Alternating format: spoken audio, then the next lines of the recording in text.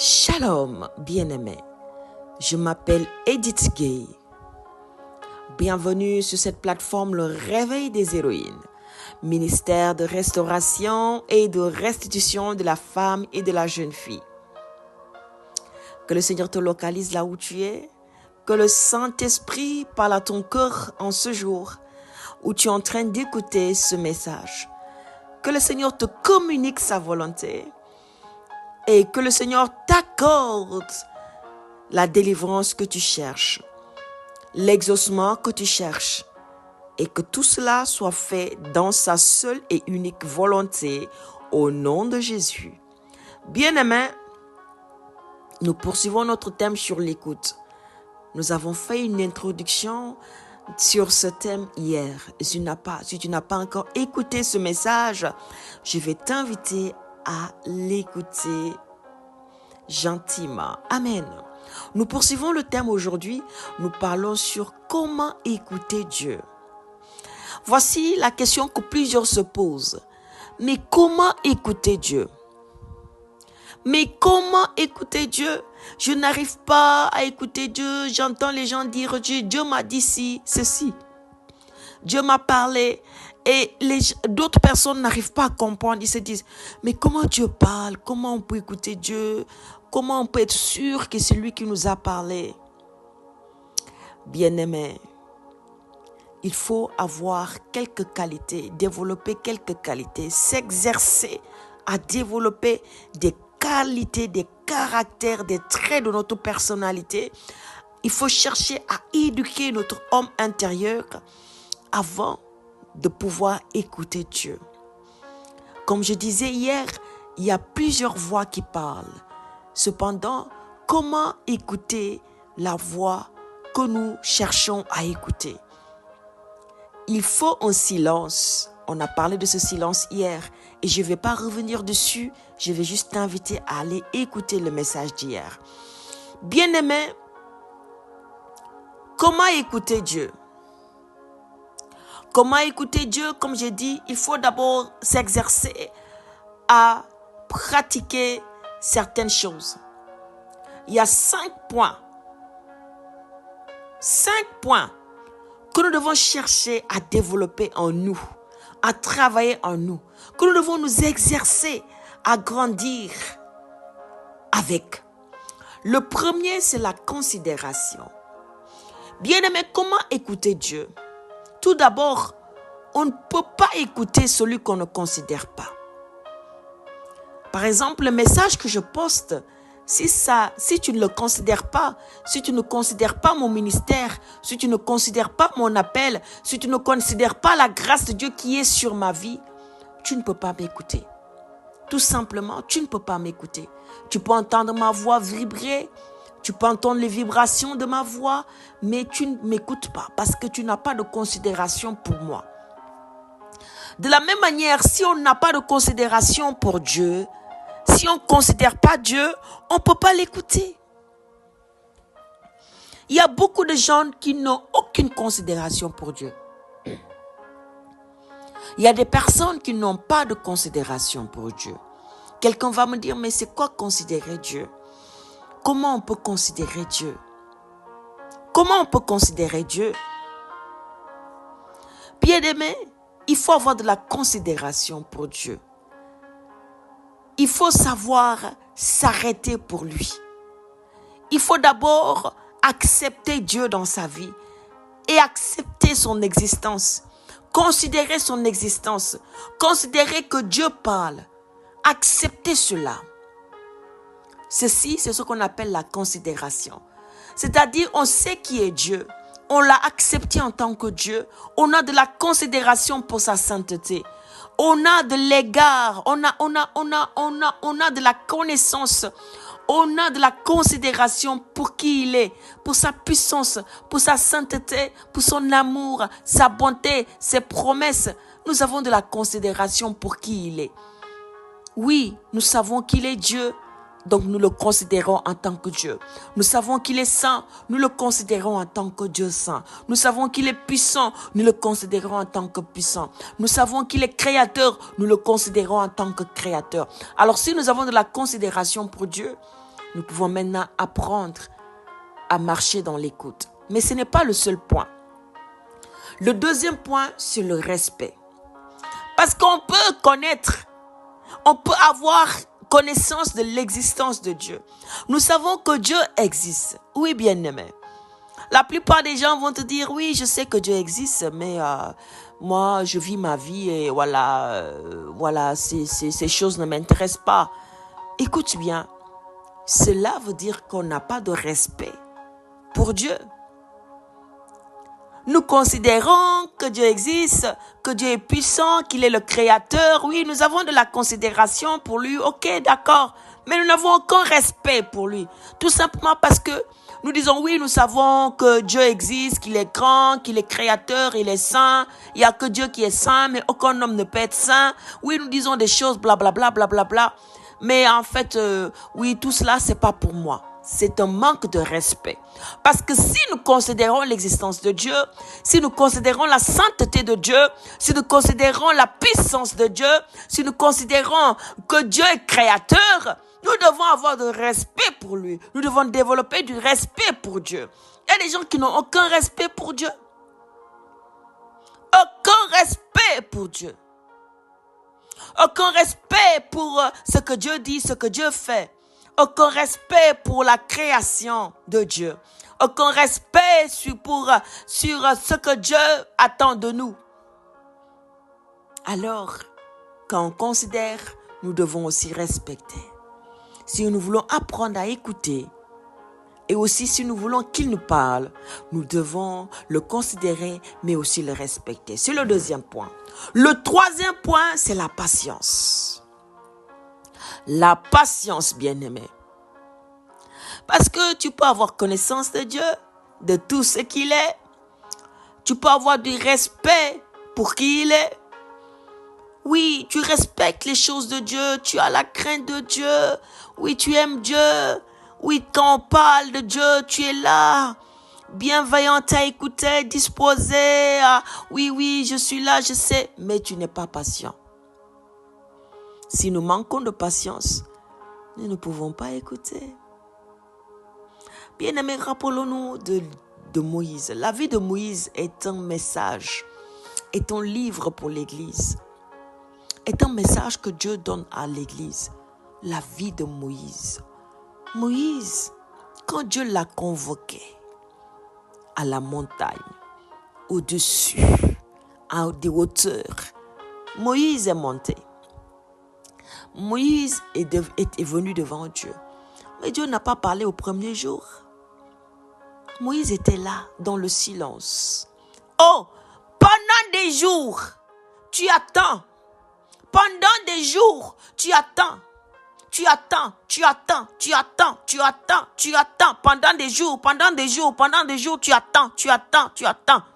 Celui qui t'a convoqué ne dit rien, il te regarde seulement. Tu as l'impression que, est-ce que réellement c'est lui qui m'a convoqué? Est-ce que ce n'est pas le fruit de mon imagination? Est-ce que je ne me suis pas trompé? Est-ce que ce n'est pas le diable qui m'a berné? Mais Moïse était convaincu que ce Dieu qu'il considère, qu'il respecte, l'a convoqué. Donc il a développé la patience. Il s'est tenu calme, dans le silence, attendant seul le murmure de sa voix. Il attendait que celui qui l'a convoqué lui parle. Et celui qui l'a convoqué a finalement parlé. Si Moïse n'était pas patient, il aurait perdu son appel. Il aurait échoué sa mission. Il aurait perdu la grâce de voir Dieu face à face et de l'entendre lui parler de bouche à oreille. Dieu s'est montré à Moïse comme il ne s'est jamais montré à un homme. On a dit que tout homme qui voit Dieu devait mourir. Mais Dieu s'est révélé à Moïse. Il a montré une facette de lui à Moïse. Il a parlé à vive voix à Moïse, comme un homme parle à un homme. Moïse a entendu Dieu lui parler. Mais avant qu'il entende Dieu lui parler, il a payé un prix. La considération, le respect, la patience. Il a monté, escaladé une montagne, malgré son âge avancé. Moïse a grimpé la montagne. Il pouvait tomber, il pouvait se casser une jambe, parce qu'il était avancé en âge. Mais Moïse a dit non. Ce Dieu, je le considère, je le respecte, je sais qu'il existe. Et je vais user de patience jusqu'à arriver devant lui. Et je me tiendrai là jusqu'à ce qu'il me parle. La patience. Bien-aimés, après la patience, nous allons parler de l'attention. Parce qu'on peut être patient et manquer d'attention. C'est-à-dire, je vais te donner un exemple. Tu es quelque part où il y a une file d'attente et tu dois attendre qu'on appelle ton nom. Tu es là, tu restes au calme, ok, tu attends qu'on appelle ton nom. Tu attends qu'on appelle ton nom. On est en train d'énumérer des nombres, des chiffres ou des noms des gens. Mais c'est une foule qui est là. C'est une foule qui est là. Et on appelle quelqu'un et la personne se lève et part. Toi, tu es là. Depuis des heures, tu attends. Depuis des heures, tu attends. Depuis des heures, tu es patient. Tu attends. Mais au moment où on dit ton nom là, tu as affairé à faire autre chose. Tu es sur ton portable.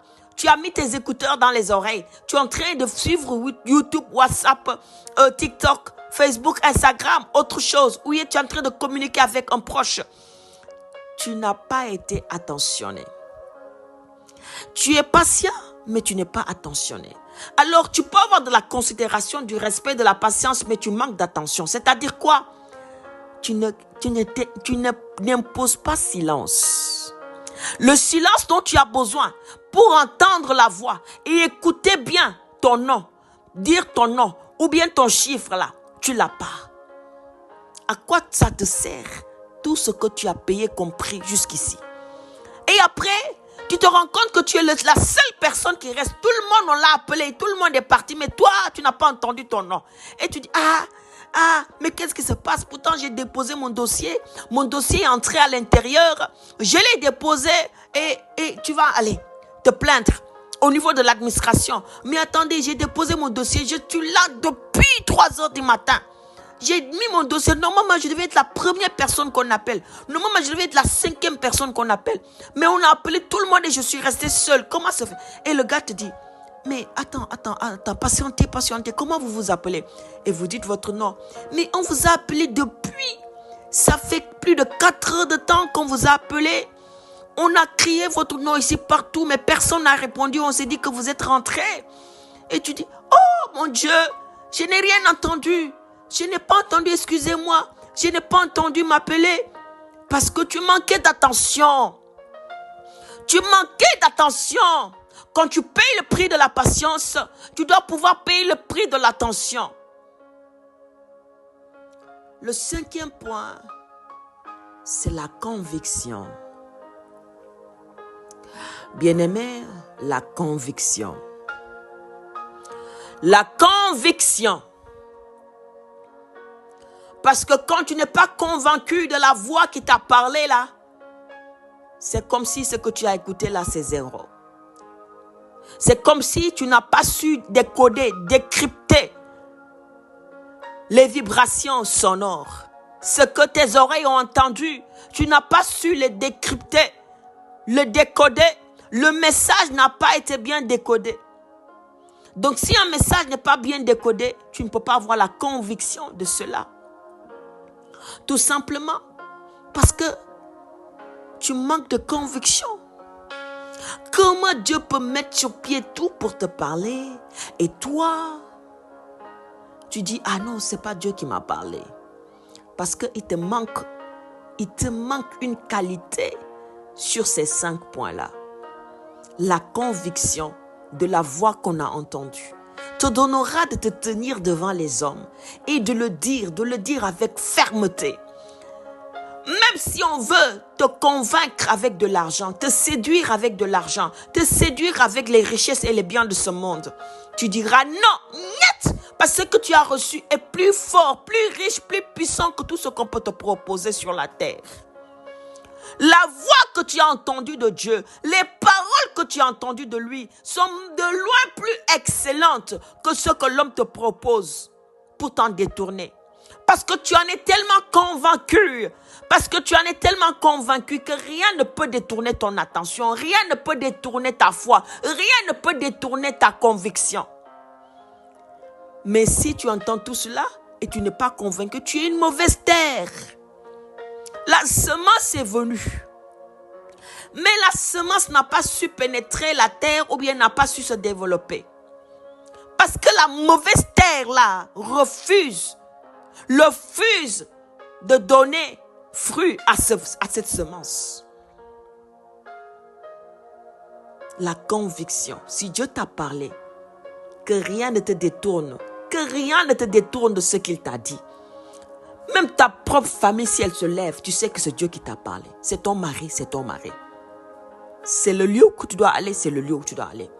C'est ton appel, c'est ton appel. Qui peut te détourner de ça? Il n'y a que toi qui peux donner ton accord pour t'en détourner. Parce que tu as accepté qu'une autre voix vienne te parler. À l'image de ce prophète, de ce jeune prophète que la parole décrit, qui a rencontré le vieux prophète. Ce jeune prophète-là même, on n'a pas dit son nom, tellement qu'il a déçu Dieu qu'on ne l'a pas identifié. Tellement il a déçu Dieu qu'on ne l'a pas identifié, son nom n'a pas été cité. Dieu lui parle avec conviction. Il a reçu une parole puissante avec conviction. Il est parti annoncer. Dieu lui a donné des instructions. Mais au retour, il était sur le point d'accomplir pleinement ce que Dieu lui a dit. Il a fait ce que Dieu lui a dit pour annoncer le message. Au retour sur le chemin, le vieux prophète a eu écho de ce qu'il a dit. Par jalousie, il est venu le rejoindre, lui dire que Dieu lui a parlé, qu'il n'a qu'à revenir manger, alors que Dieu lui avait interdit cela. Et lui, au lieu d'écouter Dieu à nouveau, au lieu de dire ce Dieu qui t'a parlé, il m'avait dit ceci. Maintenant, laisse-moi lui parler et si j'ai son accord, je reviens à toi. Il a suivi le gars parce que le gars s'est soi-disant dit, oui, je suis un vieux prophète. Bien-aimé, la conviction de ce que Dieu nous dit. Ça, c'est une introduction sur comment écouter Dieu. C'est la première partie sur comment écouter Dieu. La première partie sur comment écouter Dieu. Tu ne peux pas apprendre, tu ne peux pas écouter Dieu si tu ne sais pas développer ces 5 qualités. Nous poursuivons ce thème pour aller en profondeur, donner la suite sur comment écouter Dieu. Mais pour aujourd'hui, on va s'arrêter là. Bien-aimé, je vais t'inviter à partager autour de toi. N'oublie pas que la parole qu'on a dit hier était quoi? Et Moïse et les sacrificateurs de la race de Lévi parlèrent à tout Israël en disant « Fais silence et écoute. Fais silence et écoute. Israël, tu es aujourd'hui devenu le peuple de l'Éternel, ton Dieu. » Nous parlons de l'écoute et nous parlons de comment écouter Dieu. Et nous avons fait une introduction aujourd'hui sur comment écouter Dieu. Bien-aimé, j'espère que ce message t'a parlé.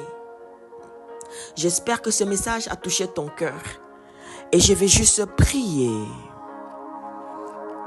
Je vais prier afin que ces 5 qualités soient notre partage au nom de Jésus. Père éternel, je prie pour toutes ces personnes qui m'écoutent et pour moi-même, Seigneur. Seigneur, apprends-nous au roi des rois à développer la considération, à te considérer et à considérer ta parole, à considérer tes œuvres, à considérer ta création. Au nom de Jésus, considérer ta sainteté, considérer qui tu es, ta grandeur, ta puissance, ta force, ton esprit et tout ce que tu es. Apprends-nous à te respecter, à avoir du respect pour toi et pour qui tu es et pour ce que tu fais. Apprends-nous à être patient, Éternel Tout-Puissant. Apprends à tes enfants à grandir dans la patience, ô roi des rois, au nom de Jésus. La patience, afin de ne point perdre ce qui nous a été destiné. Apprends-nous à grandir dans l'attention. l'attention. L'attention pour mieux discerner ta voix. Pour mieux discerner ta voix. Pour ne pas rater quand tu nous parles. Pour ne pas passer à côté de tes paroles. L'attention pour qu'on ne s'égare pas. L'attention pour qu'on ne passe pas inaperçu. Qu'on ne passe pas à côté de ce que tu veux nous dire. La conviction pour serrer ta parole dans notre cœur et que rien ne puisse la ravir, que rien ne puisse l'arracher de notre cœur. La conviction pour que cette semence qui a été semée en nous qui sommes une terre puisse demeurer, grandir et porter beaucoup de fruits au nom de Jésus. Père éternel, je prie pour cette personne qui a reçu ce message et qui a été touchée dans son cœur. Que le voleur ne vienne point ravir ou il voler cette parole qui a été semée dans son cœur. Je proclame sur ta vie que tu es une bonne terre au nom de Jésus. Tu es une bonne terre au nom de Jésus. Tu es une bonne terre au nom de Jésus. Tu es une bonne terre au nom de Jésus. Tu es une bonne terre au nom de Jésus. Dans le merveilleux glorieux nom de Yeshua al-Mashiach, tu es une bonne terre. Et tu produis de bons fruits. Tu reçois la semence de Dieu qui est sa parole. Et tu es productif dans le merveilleux glorieux nom de Jésus, j'ai prié. Bien-aimé, je te donne jeudi pour un rendez-vous sur un TCM par la grâce de Dieu. D'ici là, je te dis shalom chez toi. Et n'oublie pas de partager autour de toi. Alléluia. Shalom.